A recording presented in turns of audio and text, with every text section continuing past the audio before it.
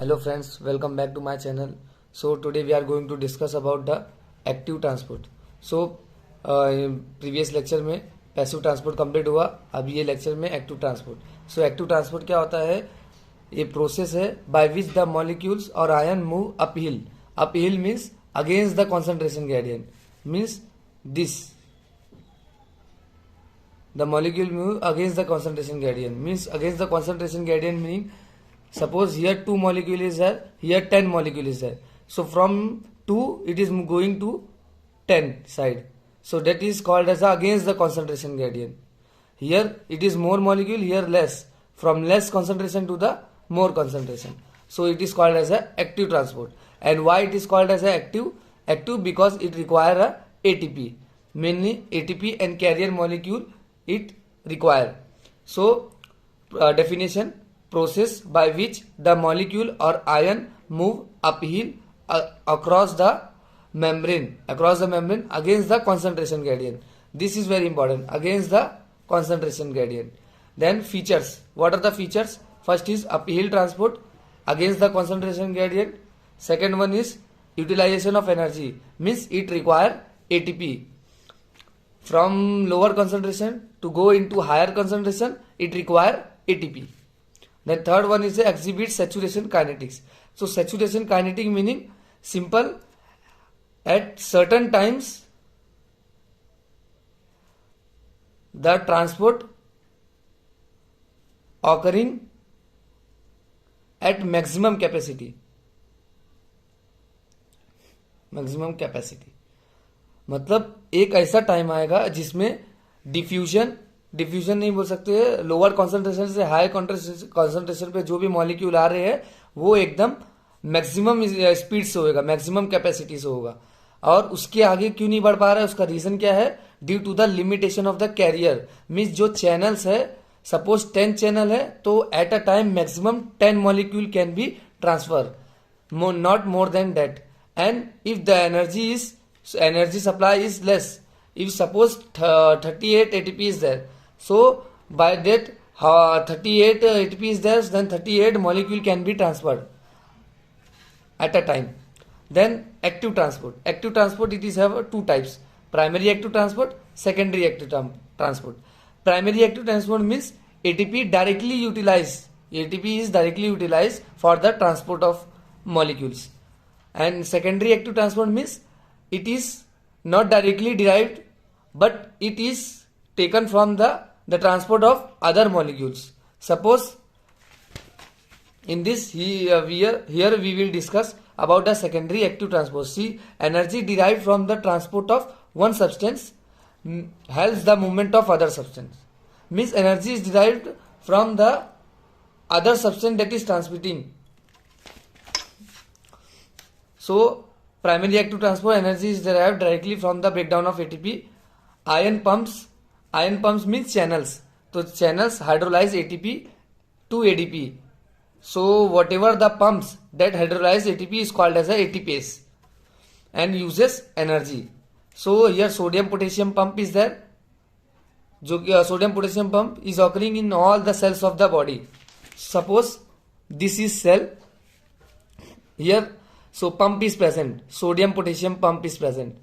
So intracellular ion is potassium and extracellular ions is sodium. So sodium extracellular is there. So inside from sodium is very less in the inside. So sodium is transmitted out. It require energy. And potassium is very less outside. So potassium is transmitting inside. From lower concentration to the higher concentration, there is a requirement of ATP. That's why it is called as a primary active transport. Means it's require energy and from low concentration gradient to the high concentration gradient. Second one is a potassium hydrogen pump. So it is present in the renal tubules. In this, suppose this is a renal tubule and this is blood vessels.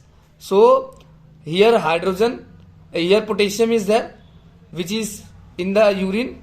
It will reabsorb and from here hydrogen will become.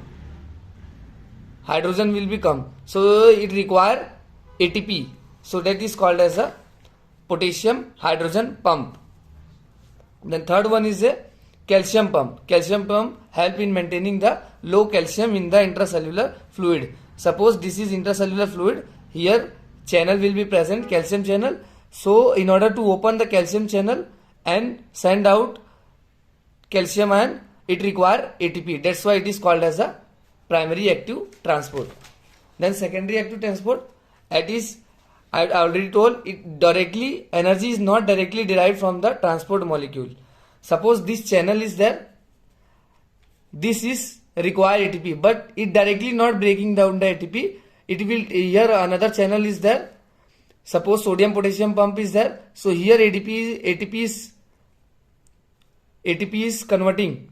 So here energy release, that energy it is used for the transport of molecules. So that is called as a secondary active transport. Means energy derived from the other transporting molecules carrier. Then secondary active transport, in this two are there, co-transport and counter-transport. Co means whenever co came means same direction. Sodium and glucose transporting into same direction. Two substances transported simultaneously in the same direction. Sodium glucose co-transport. Example, this sodium glucose co-transport occurring in the renal tubules. Here renal tubules is there, here blood vessels is there. So both sodium and glucose both are going into the blood vessels. So that is called as a co-transport, means same direction, and it is taking energy from the transport of other molecules. Then counter transport means opposite direction. Sodium, calcium, counter transport. Counter transport means it is in opposite direction. Means suppose sodium is going inward, then calcium is coming outward. So this sodium calcium counter transport is occurring in all the tissues, and sodium hydrogen counter transport it occurring in the distal convoluted tubule, means DCT of the kidney. Then see here, counter transport definition: two substances transported simultaneously in opposite direction by using the single carrier. Single carrier is used for transporting in opposite direction. So this is called as a counter transport. Counter transport means opposite direction. Now vesicular transport. These are the another method of transport. So in vesicular transport, the transport occurring through the vesicle form. Vesicle means that pouch form in spherical form, and there neurotransmitter or some hormone will be there. So exocytosis is there and endocytosis is there. Exo means outside of the, cytosis means cell, cyto means cell, exo means outside. So outside the cell, the process by which the intracellular substance is moving out or extruded out. So that is called as the exocytosis. Example, release of hormone and enzyme. Then endocytosis. Endocytosis क्या हो गया? Reverse of exocytosis. In this molecule, same definition, process by which the extracellular substance are inside the cell. Extracellular substance are taken inside of the cell. In this is two are there, phagocytosis and pinocytosis. So in phagocytosis, bacteria are engulfed by the cell, and in pinocytosis means fluid form. Same, the bacteria will be there, but it is in a fluid form. So it is called as a pinocytosis. Phagocytosis means cell eating. You can say cell eating, and here cell drinking.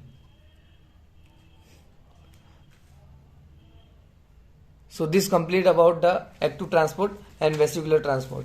If you have any doubt, then comment me. Thank you for watching this video.